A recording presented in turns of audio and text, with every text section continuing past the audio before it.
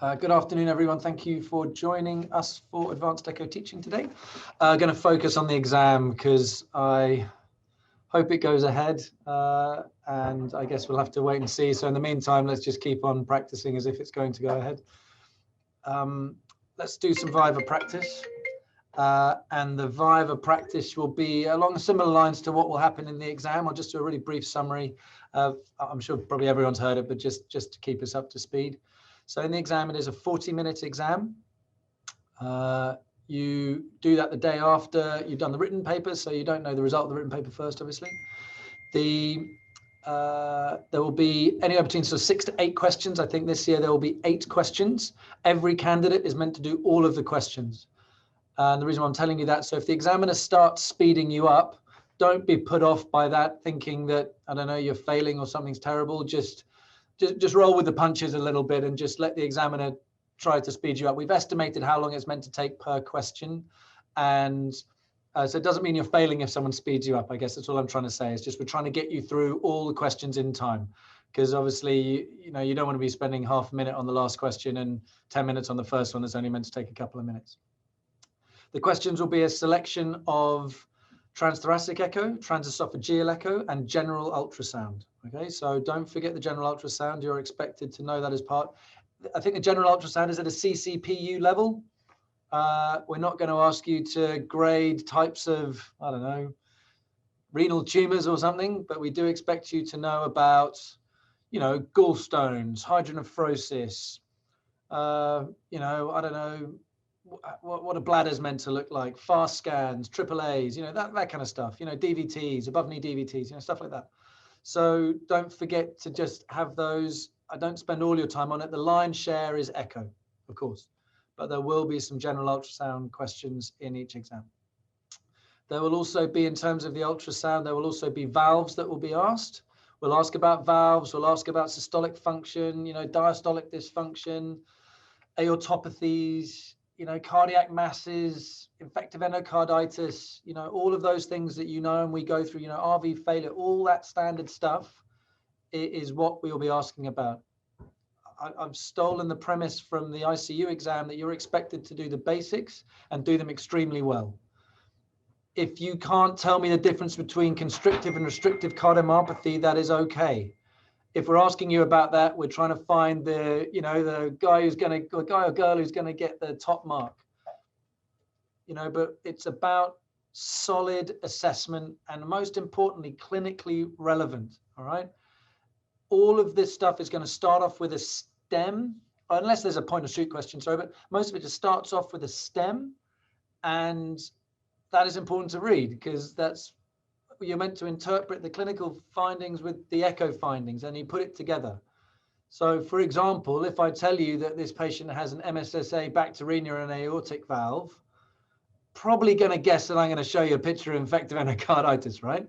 I'm probably not going to give you that stem and then show you a left atrial myxoma, but I'm going to ask you obviously differential diagnoses or something, right? So just make sure you read the clinical context. And I think most importantly, just get those findings and put them into it and try and do it in a relatively rapid pace, similar to what we're going to go through today. So it's about that, we're trying to find people who are going to be independent, advanced practitioners. So that means that you can't tell me that it's severe systolic dysfunction when it's mild. I'm going to be upset about that.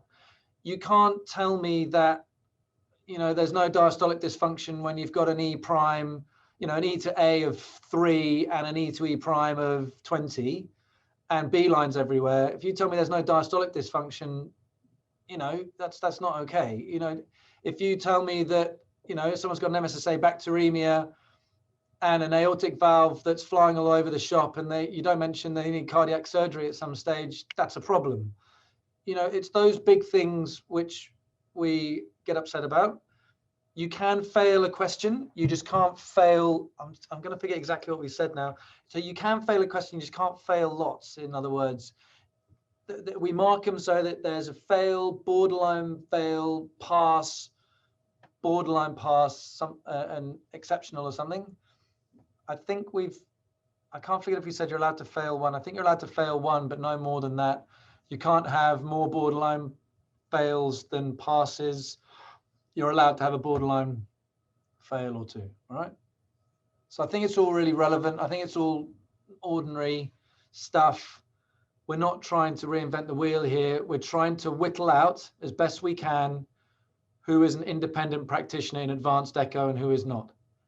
And if you're not, I'd like to think we're trying really hard to make sure this exam is robust enough so that if you do fail, it's okay. And you can sit it again. And I'm really sorry, but you're not cooked yet.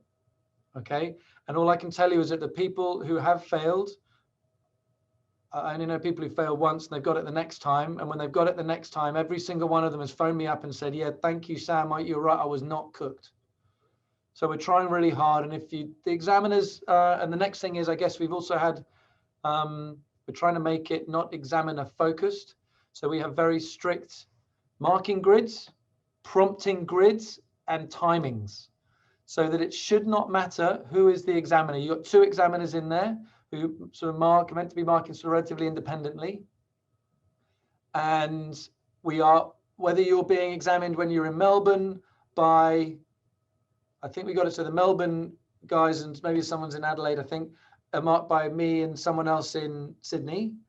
I think the Sydney group are getting marked by those, by guys in Melbourne. So you're sitting in different centres. It's all online, obviously. We are doing it exactly the same way. We are saying the same things. We're doing it at the same time. So it's not examiner focused, because I know some people think some examiners are harder than others. We are trying to make sure that is not a big deal. Has anyone got any questions for me about the exam? The viva's online, is it, Sam? The vivas are online and the candidate is in charge of the presentation. So the presentation will be loaded up onto the candidate's computer. So we are looking at recording. So complete opposite to the way I'm about to do it right now. So that if anyone sees a low frame rate, it's the examiners, but we've obviously seen the exam, so it's okay. So you will have the exam in there. We'll tell you when to go forward, when to go back, you know, just work with the examiner, and it's a relatively rapid pace. And I think that's okay, because that's how it is in real life, right? Does that answer your question? Sorry. Yeah, no, it does. Yeah, so five minutes per question if there's 8 in a 40-minute period. It changes. Some of the questions are, I think the shortest one is maybe 4 minutes, and then we've maybe given 8 minutes for other ones. So some are a bit shorter, some are a bit longer, because some of them are just sort of, you know, I think we start off with a point and shoot style question. So that, you know, that's rapid fire, just like a warm up. And that shouldn't take as long as some of the other ones. They're normally between 3 to 5 slides per case. Sam, all the questions will be about reporting. It won't be anything that would be a clinical question. No, absolutely, it's got clinical in there. No, it's all about the clinical integration of your report, to be honest. Yeah. So would they ask any direct question that would be not completely relevant to the reporting? Yeah, probably. Yeah, we do, but it's not completely. But it's not like, I'm not asking you to, you know, tell me what heart sound occurs when, you know, when you got aortic stenosis or something. It's along the lines of, you know, does this picture look horrific? Do you need to do something urgently? You know. Okay, so it's part of the reporting, yeah, just an extended reporting. Cool. I mean, I'd expect that if you see this thing that is clearly from the stem of the question and then from your echo analysis, incredibly relevant to the ongoing care of this patient, you should be saying that and say you want to talk to the clinical team. Yeah. Yes. Yep. I get your point. Yep. And one quick question. Presume there are some calculations to be done during the vivas. Yeah, if there are calculations to be done, they will be relatively simple and you should be able to figure them out in your head. You don't need to bring a calculator. I think we have in the past, and we've given calculators to the candidates. They're always relatively straightforward calculations. Still like a calculator. To be honest, I don't think we've included them in this exam. I can't remember, but I don't think so. Yeah, I think we do. We don't expect you, or we give you we'd ask to know your workings or how you'd work it out. You don't actually have to give us the numbers or something like that. So it's the calculators. We don't expect you to have to do maths on the spot because that's always tricky. I stand by what I said. This exam is not meant to trip you up. If you know your stuff, you will pass this exam. If you've seen enough cases, you've done your work, you're going to be fine, nerves or not. And the examiners are aware of that, and we'll try and help you out. I'll use it like a hot case example. You know when someone is cooked in that hot case in about the first 30 seconds when they start talking, right? It's the same with this. And the way the echo is in this country at the moment, that when we sign you off, you're likely to be you could be in the wilderness by yourself dealing with this. I take it extremely seriously about when we sign off people being ready to go with that. And the exam has been prepared in a meticulous manner with that philosophy in mind, okay? If you do fail this exam, it is not meant to be because the exam was written in a bad way. It's because you're undercooked, and that's okay. It means that we've got to spend some more time doing stuff like this.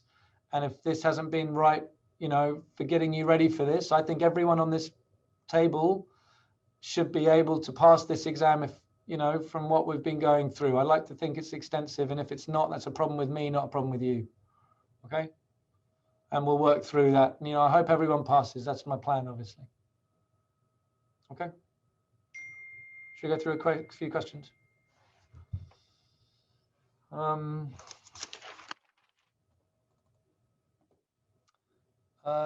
All three of you, boss, so 3 of you are sitting the exam this time around. I'm correct, aren't I? You're all there. Sam, you're not sitting it. I think Louise, you're not sitting it next year. I might stick, I hope it's okay. I'm going to stick with the 3 who are doing the exam this time around. Sam, is that okay? I don't mean to be rude, but I'm just going to stick with the guys who are doing the exam this time around. I think that's fair. I hope that's okay. No problem. Yes, Sam. We absolutely hope you do. Nice. All right. Lewis, why don't we start with you? Just going to move this out of the way. No one is waiting to come in. Let me just double check. No. All right. Number 45.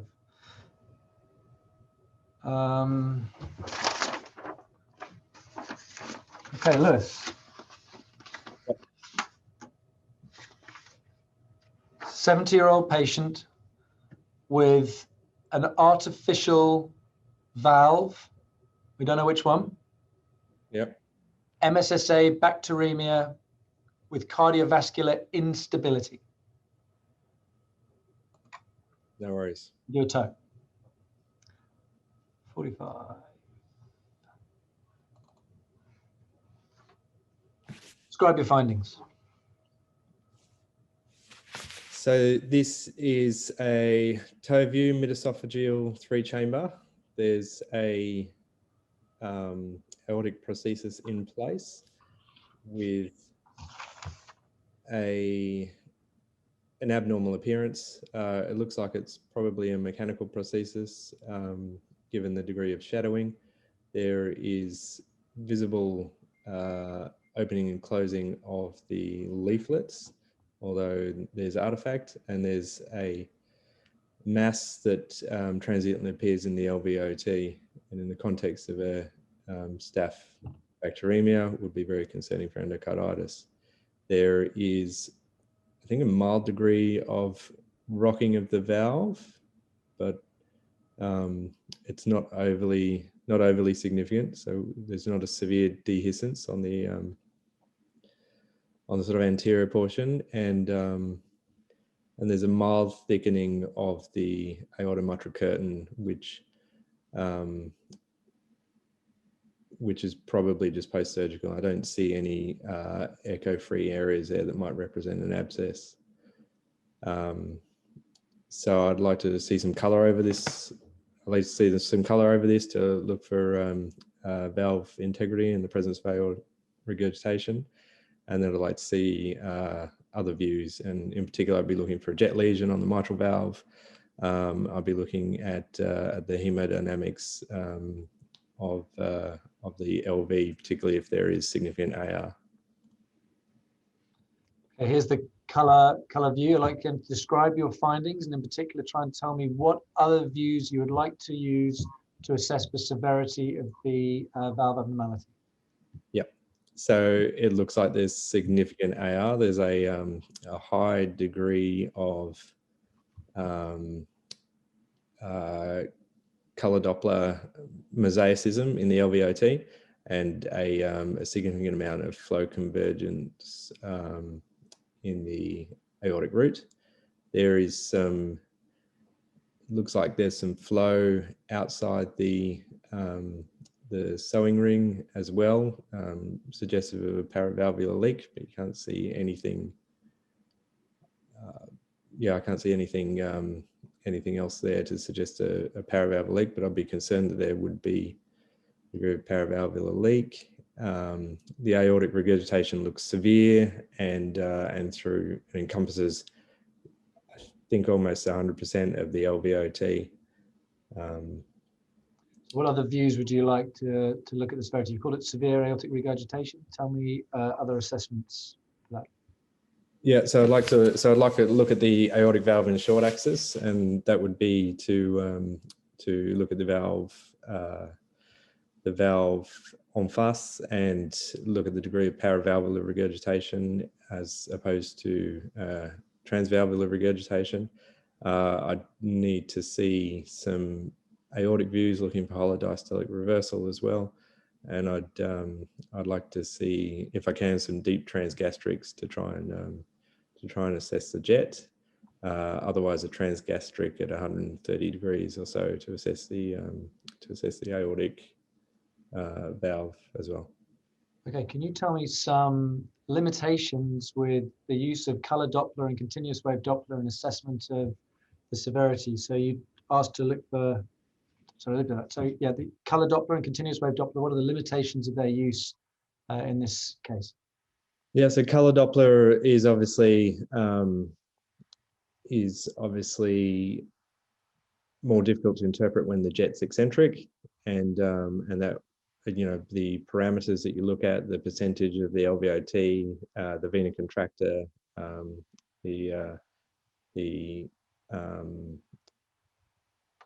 things that you would see on color Doppler are reduced if it's an eccentric jet. As well as that, you can see the artifact from the valve there and impairing your interpretation of exactly of the color change in the orifice. And continuous wave Doppler? And the scale as well, having the scale set correctly. And continuous wave Doppler, once again, it's angle dependent. So you've got to be able, if it's an eccentric jet, that's difficult because you've got to get into the jet to measure the jet qualities as properly. There's continuous wave Doppler needs to be performed from the correct angle as well, so you need different views. Very nice. We might just move on and just tell me if you can tell me what this view is. So this is at a high esophageal view level. Can you tell me what you see? Might give two pictures. So so that's the aortic descending aorta, and that's systolic. So let me do one at a time, actually, just quickly. So yeah, we've got the we've got the aortic root. Yeah. Yep. So that looks like the descending. Not the aortic root. Sorry, aortic arch. Excuse me. Yep. So the arch of the descending aorta. There is on 2D. It looks like there's a linear abnormality in the arch, which you know, I'd want to have a closer look at that and. Just focus on the color Doppler for me. Yeah, okay. So this looks like there's retrograde flow Nice. Throughout the whole of Dassley. And what does this Doppler profile tell you? So this is now a view of the descending aorta.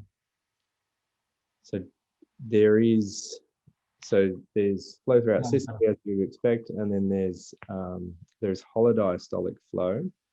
However, it doesn't reach, you know, a significant parameter being less than 0.2 meters per second, but that might be related to the angle of insonation here. Very nice. So can you put that all together and tell me what you can you put that all together and give me your conclusions, please? Yeah, so this is a surgical emergency. The patient is likely to be very unwell either now or very near in the future and needs urgent cardiothoracic consultation and replacement of the valve. So priority. Excellent, clear pass, very, very nice indeed. So it's that kind of style that we'll have in the exam. So along with that speed is absolutely perfect and lovely cadence and descriptions and calm, correct interpretation. It's lovely. Any questions from anyone?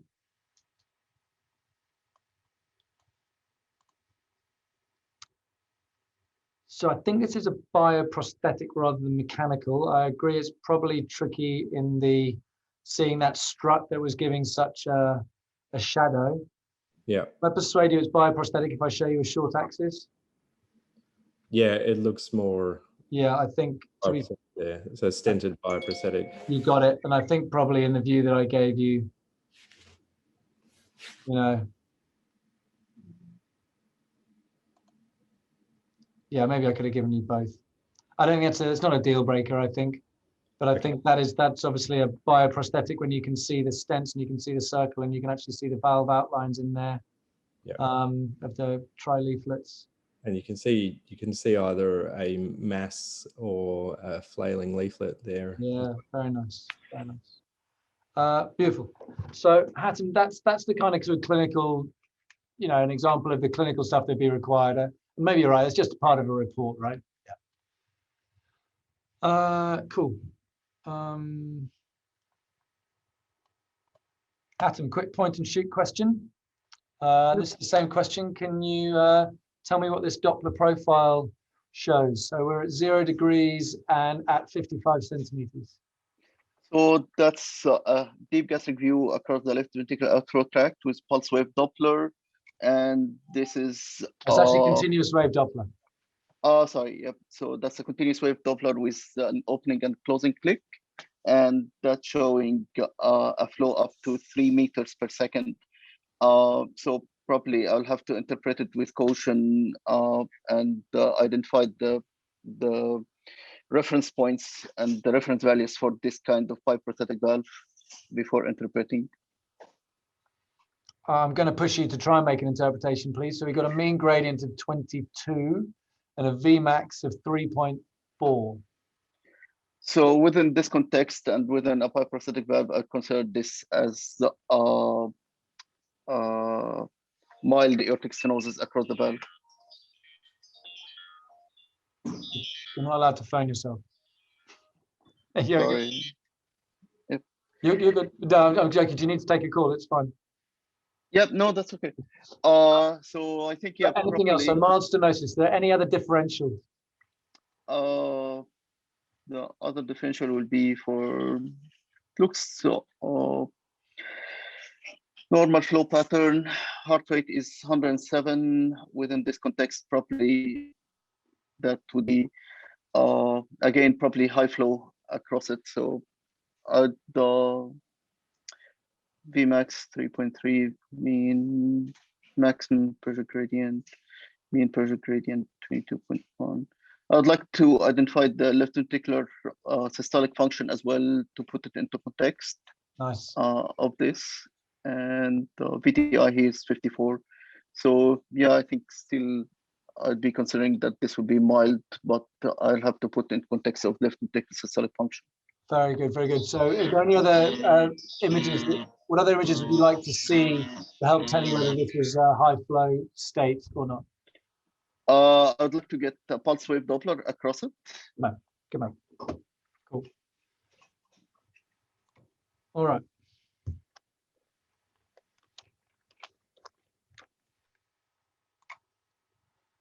All right, Hatton, have a go for this one. This is an echo done for a 86-year-old patient with urosepsis who's got escalating inotropes, and you're doing it to assess LV function.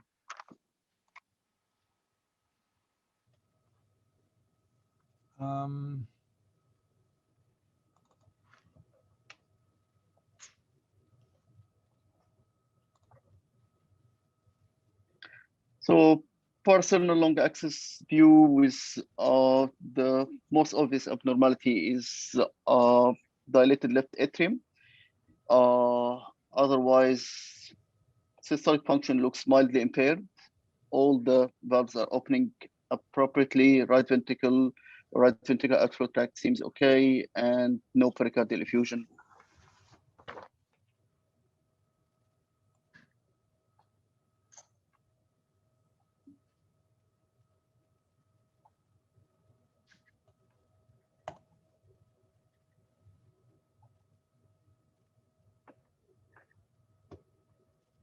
So this an apical 4-chamber view with a focused view over the left ventricle, and the gross abnormality that I can see here, that there is mild dilation of the left ventricular apex region, apical region, and the systolic function looks at least mild to moderate, moderately impaired.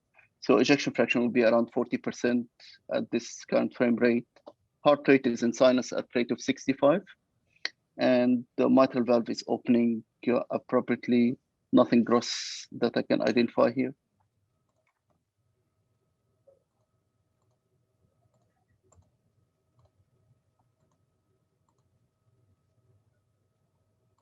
So Sorry, one second. this, yep.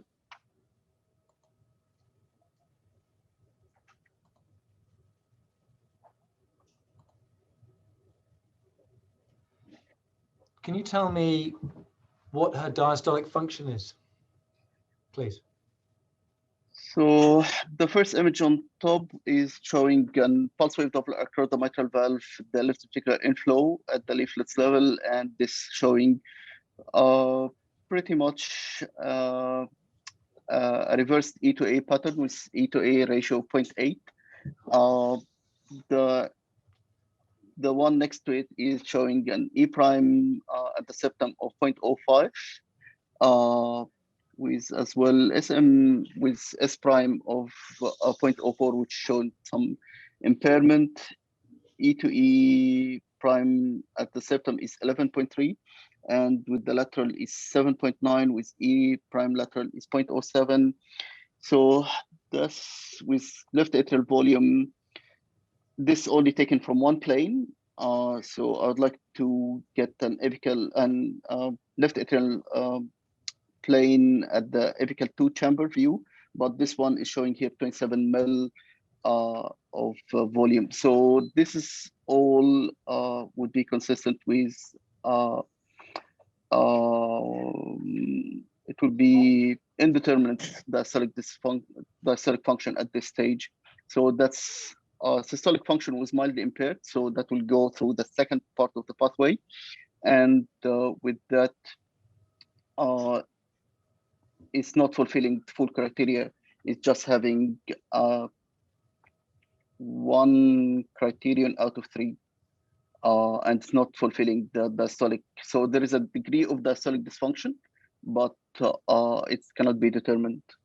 What's missing from this? You said that it wasn't. So tricuspid regurg. So the tricuspid regurgitation is 2.9 meters per second as a Vmax. Okay, so that gives 2 out of 3 criterion, and that's still 2 criteria we give will be consistent with a grade 2 diastolic dysfunction. Very good.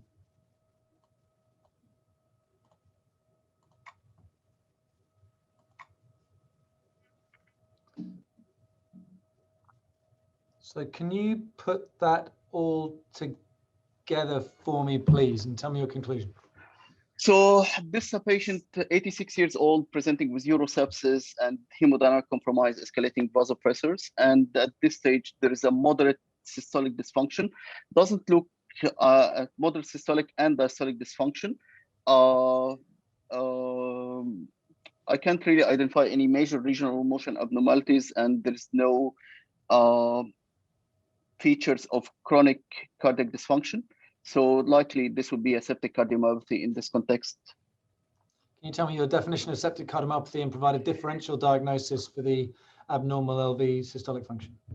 So basically, the definition for septic cardiomyopathy is acute the derangement of the left ventricular or right ventricular function, or both of them, whether it's systolic or diastolic. There is no real consensus about the definition in literature, but pretty much any acute dysfunction that would be happening both on any of the ventricles. The differential diagnosis for this, whether it will be a pre-existing cardiac dysfunction, whether the patient has got any congestive cardiac failure, Takotsubo cardiomyopathy, but doesn't particularly fit the features at this stage, and restrictive cardiomyopathy. There is no obvious valvular dysfunction as far as I had seen so far. No features. So, what else? Hypertensive heart disease. Yeah, nice. Very, very good, Hatem. Really nice. I love the way you're just rattling it off, and bringing the septic cardiomyopathy in early is great. Very good. Nice definition. Love the fact you sort of said there's no consensus. Again, nice cadence, nice answering, good speed. That is fine. I think a differential for abnormal ventricle function, maybe work on that just a little bit. I think underlying heart failure would be a big one. What goes against that is the normal left atrial size. You've got to make sure it's measured correctly, of course. A viral myocarditis would be important to mention in there. Ischemic changes, even though we can't see regional wall motion abnormalities, you've always got to say ischemia in there. I think talking about underlying tachycardia, induced cardiomyopathies that have then got better with beta blockade or something in there. So, infective, non-infective, ischemic, non-ischemic, underlying heart failure from whatever cause. Maybe just rattle it off a little bit quickly, but you got there. Very nicely done. Sam, I heard a really nice phrase the other day, which I have now internalized. The left atrial size is the HbA1c of the heart. Yeah, absolutely. I heard Faraz say that to me once. I've stolen that as well. The HbA1c of the heart is such a great expression, isn't it? Yeah, I agree. I like that one. Oh, this is a good one. So there'll be some relatively straightforward stuff in the exam, and then there's going to be sometimes some little bit of a weird one that goes in there. If we do put something a bit weird in there, again, it's not meant to trip you up in any way. It's meant to be to get you talking about the basic stuff. So this is a good example of that. Siddharth, are you happy to take this one? Yep. Okay, this is a lady who is born in 1949, was I make her 52, 60, say 73.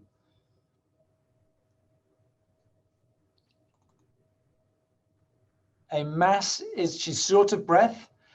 She has a CT scan that shows that she has a lung lesion, query mass in the heart. So this is a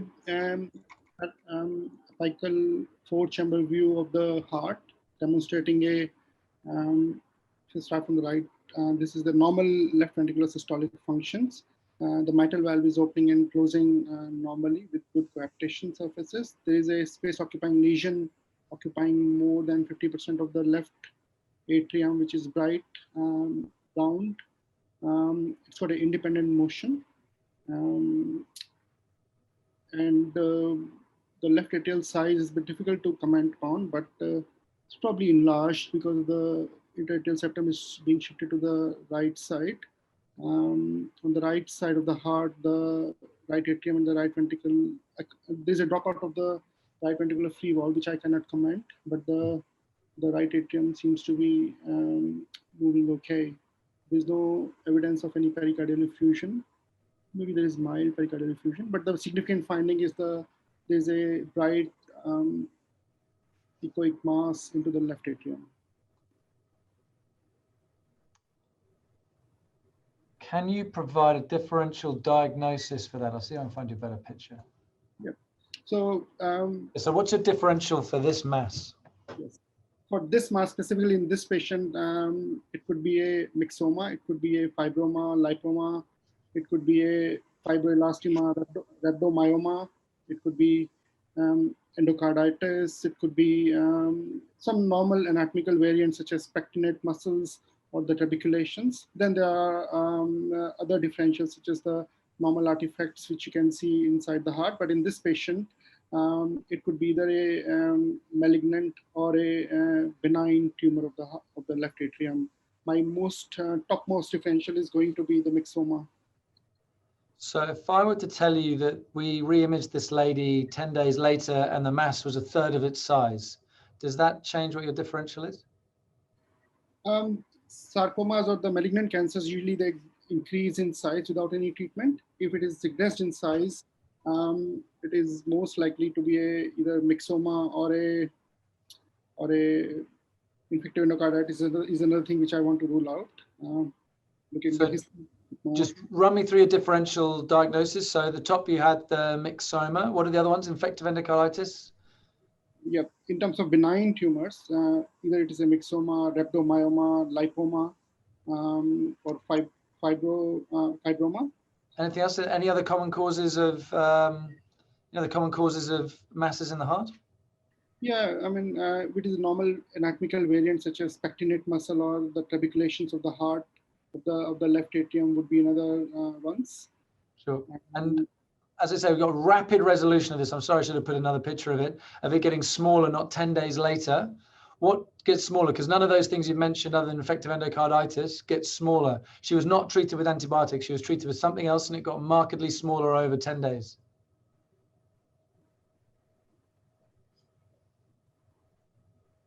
I don't know. Again, give me the top 2 most common causes of masses other than artifact and stuff that we stick in the heart. What are the 2 top causes of masses? Infective endocarditis and thrombus. Thrombus, thank you, man. You didn't mention thrombus. So this is actually, I completely agree. I look at this and I think it's got to be a myxoma, but this was actually a thrombus that came from a cancer in the chest that then extended into the left atrium via the pulmonary veins. So just don't forget the basic things that are the thrombus. Really nice description, though. I like to say you said it was smooth. It had independent motion. Sorry, you said it was round. It had independent motion. That's great. Just again, talk about it being, I think it's got a homogeneous appearance and smooth walled are the things just to remember. So really nice of rattling off that differential, but don't forget infective endocarditis and thrombus.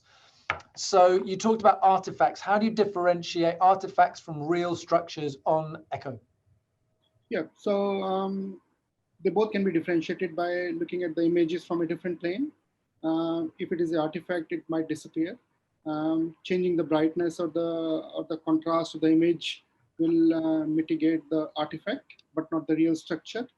If it is an artifact, it should be consistently present in various other views also, while the normal or a structure will be apparent or visible.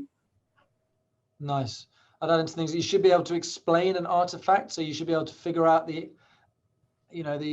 why the abnormality is there. Changing depth, don't forget to do that. Putting color on it, so color will go over an artifact. It will not go over a real structure, just as it does with this, I think. So you can see the color goes around this structure that helps tell you that it's real. Looking at it off axis, so multiple views. I think you sort of said that. Yeah, nice.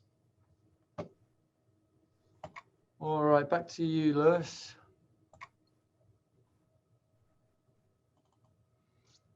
This is a 40-year-old patient, short of breath in the emergency department.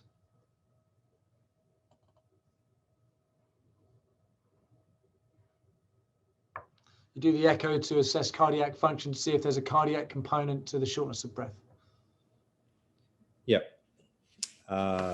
So it's a parasternal long axis zoomed out with the focal zone in the far field. It looks like it's sinus rhythm with a normal QRS. There's a large appearing left atrium, which I would correlate with measurement. The left ventricular contractile function looks to be moderate to severely impaired, with a suggestion of increased wall thickness and a normal cavity size. The mitral valve looks mildly thickened and restricted, mainly in Sicily. The aortic root looks to be normal size, and the aortic valve appears to be thin and unrestricted. The right ventricular outflow tract looks to be normal size and contracting normally. So, and there's a small posterior pericardial effusion. So in summary, it looks like a degree of increased LV wall thickness with moderate to severely reduced contractile function, with a suggestion of chronicity given the left atrial size, which could account for shortness of breath. I'd want to have a look at this heart in orthogonal views, and particularly assess the pulmonary pressures, assess for the presence of mitral regurgitation as well, and probably with this ejection fraction, assess for an LV thrombus. Said the very nice. You said that the mitral valve was restricted. Has she got mitral stenosis? No, it doesn't look like it's stenotic. It just looks like it's restricted due to the reduced ejection fraction. So the E-point septal separation will be.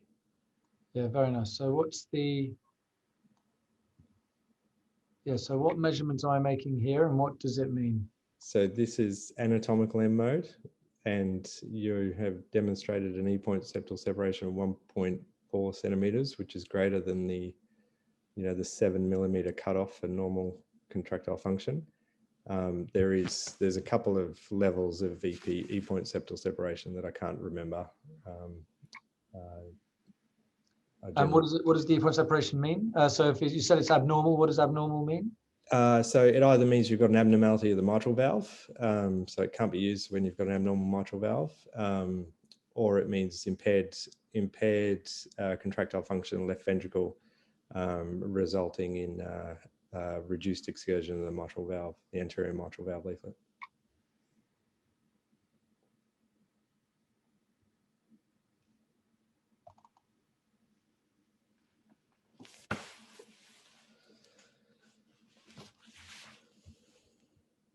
Okay, so this is a parasternal, apical four-chamber, demonstrating biatrial enlargement, which I would like to quantify with measurement. The left ventricle again looks like it's got increased wall thickness, and the septum in particular has a degree of echogenicity. It's probably moderate systolic impairment that's global with no clear regional wall and motion abnormalities. The mitral valve again looks like it's restricted in motion due to the ejection fraction. The right ventricle looks like it is. So to comment on the left ventricle volume, I'd like to measure that, but it looks like it's probably normal to mildly increased on this view. The right ventricle has a suggestion of increased size, but I'd like to correlate that with measurement. There's probably mildly reduced longitudinal contraction of the RV. And I think the fractional area change looks like it's a bit reduced. So it looks like there's biatrial enlargement and a biventricular reduction in function. So what walls are we looking at here for the left ventricle? they are the anterolateral and infraseptal. Very nice. What walls are we looking at? What walls are we looking at here? The anteroseptal wall at the top, and then the infralateral at the bottom. Differential diagnosis for the reduced systolic function that you're seeing here. 40-year-old patient. Yes, a 40-year-old man. So this appears to be a there's a cardiomyopathy, the increased wall thickness would make you concerned about an infiltrative process or possibly a hypertrophic cardiomyopathy. So ischemic versus non-ischemic processes. So ischemic cardiomyopathy, HCM, an infiltrative process causing cardiomyopathy, or a viral myocarditis, or myocarditis due to a inflammatory condition. So Okay. pretty broad diagnostic net. Okay, Hatim, very nice. Mr. Hatim, you're asked to do a transesophageal cardioversion for AF.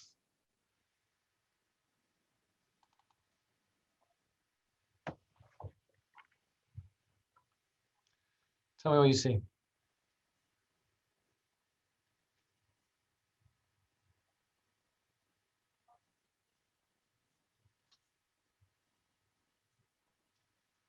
Oh, Hatim, you're on mute. Sam, I lost you. Oh, sorry. Yeah. This is a patient who is 80 years old. You've asked to do a transesophageal echo for rapid atrial fibrillation for a DC cardioversion.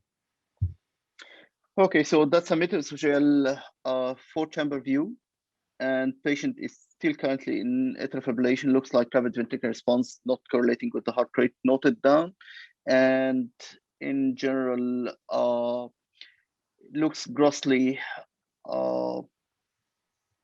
normal. Nothing major that I can identify so far. Probably there is a left atrial dilation, but I'd like to confirm it from different views. Are there any abnormalities that you can see? So grossly normal. Can I ask you? Yes. Yeah. I think that the mitral valve, that would be the posterior leaflet. There is a flail segment. There is a prolapse, mitral valve prolapse, in likely will be the P2 segment. And any other abnormalities, particularly around the heart?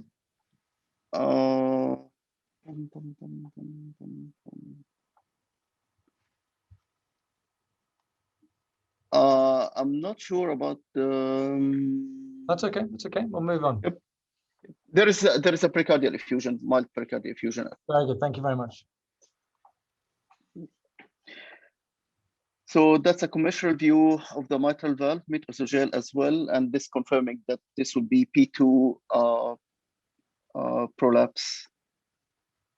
I would like to see what valves of the mitral valve can you see on this view? So on this view, the one on the left side of the screen will be the anterior mitral valve leaflet. That would be the A1. What's this? This over here. That would be the. This one here, and what wall is this one here? So the one on the left side, wall's that? So that would be the. Just one sec. That would be the infro. Let me think about it. We're at 90 degrees. Excuse me. We're at 90 degrees. Yep. Okay, so that's an apical mid-esophageal 2-chamber view. Yep. And that wall would be the posterolateral wall. I mean, we're looking at two-chamber. We're looking mid-esophageal 2-chamber. Yes, give me 1 second. So with that, it will be the. It will be the anterolateral wall. So from that view. Inferior wall on the 2-chamber. This one over here is the inferior. Inferior wall. The anterior. Anterior. Yep. Sorry. Yep. Hatim, you can tell me about the mitral valve leaflet cusps, but you're not telling me the walls. It's normally the other way around. It's so okay, Hatim. First thing to do after we hang up is to go through the walls, because if we're doing both on transthoracic and transesophageal, we are going to ask you about the walls, right? Yeah, I just studied it 2 days ago. You're cool. Everyone's got to do it, and again, I'll just tell you my tip and trick is I just look at that. Remember that short axis one, and remember the 2-chamber. The 2-chamber is always anterior and inferior. and I get there from my, if I'm on transthoracic, from my apical 2-chamber, I got there because I've gone 60-degree rotation from my 4-chamber. So that means my 4-chamber is my anterolateral inferoseptal. If I go to my 3-chamber, I go 60 degrees away from that, and that gives me my anteroseptal and inferolateral. Right? And I have to go through this every time. So it's cool to pause and look up. No one minds that. Everyone has to do it. And then I flip that round, and in transesophageal, I know that if the 2-chamber, it's anterior and inferior. And so that means that this has to be inferior because this side is the anterior one. And then from 4-chamber, I just remember my 4-chamber for my transthoracic and my 3-chamber for my transthoracic. Has anyone got any other tips and tricks or ways to remember it on toe? I think it's just pattern recognition and just go through that. You've got to get that right. People freak out if you get your walls of your toe wrong, and there will be toe in there, okay? Nice. So let's go back to the question. Okay, so if this is inferior and that is anterior, what are these mitral valve scallops? So the scallops here will be the A1 so that would be A1, A3, and then P1, P3. So it could be, and it could be A1 or P1. Yes. And it could be on the other side, it could be A3 or P3. And as you say, it can be the posterior or A2 in there as well. It sort of depends where you're fanning through it. So yeah, nicely done.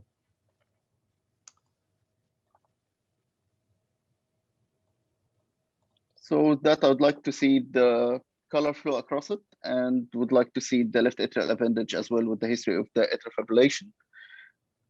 Let me go to...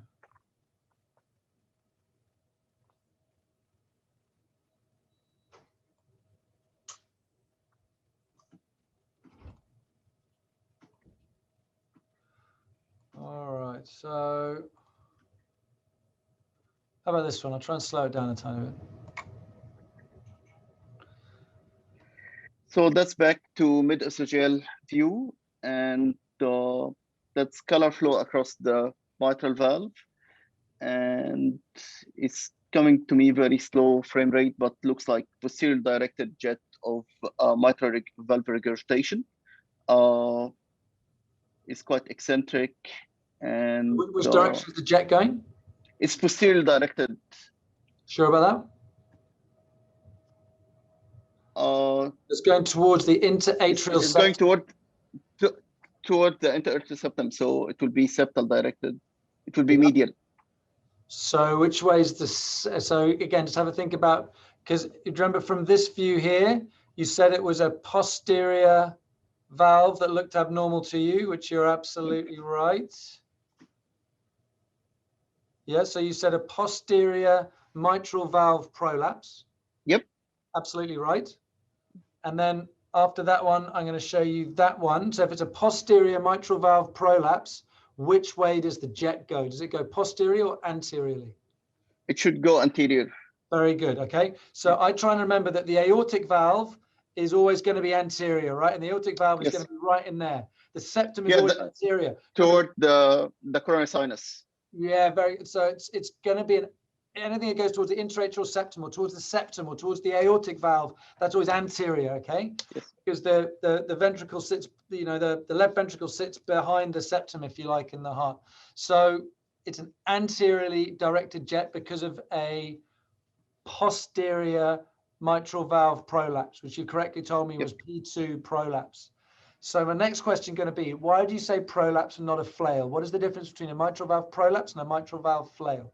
So it depends on the plane of the valve. So if it's beyond the plane of the valve, the transverse plane, it will be a prolapse. If it's below and the particular segment that's not in the same motion of the rest of the valve would be a flail segment. Almost. It's also where the tip of the mitral valve leaflet points. In a prolapse, it points towards the apex, and a flail, it points away from the apex. I think it's probably a nice way of saying it. Have a quick look through those again, okay, Vishal? So go through your mitral valve prolapses, mitral valve regurg, and probably in general. Vishal's done a really great talk on that a month or two ago on the prolapse. And before you do that, first of all, just go through your 4-chamber, 60 degrees, what you're looking at, 90 and 120, okay? Yep. Guys, I've got to go to a meeting, I'm afraid. I'm sorry, Sid, I didn't go through the 6th question. I hope that was useful. I think you guys did really well. Hatim, that was the last one, was only one was a bit dodgy, I'm afraid. That would have been a fail. You just make sure we go through those. The toe, it is going to be in there. We're going to ask you about walls, know about your mitral valve prolapses versus flails. You know, valvular assessment is a big deal for us, okay? Have you guys got any questions? What are the walls in the bicommissurial view? I could look it up, but... You definitely need to look it up. You've definitely got to go and look it up. We've got it. So I think I always say inferior and anterior, I think, for the bicommissurial view. Yeah, I just try and correlate it. I know the TTE views now, which took me a while, but just try and correlate the toe view exactly. Toe, yeah, 60 and 90, I think it's anterior and inferior. Yeah. I think that's probably the same. You're right, 60 and 90 are the same. But just if we show you a picture, just, you know, you got to know which side is which, all right? Guys, thank you very much indeed for your time. I'll see you a bit later, okay? Thanks, Sam. Thank you so much, Sam. See you. If you learnt something, hit like and subscribe to our channel for more videos uploaded weekly. For bite-sized versions, follow us on Twitter @EchoNepean and check out the tutorials. Or head over to our websites for the latest hands-on courses. Links in the channel banner. And thanks for watching.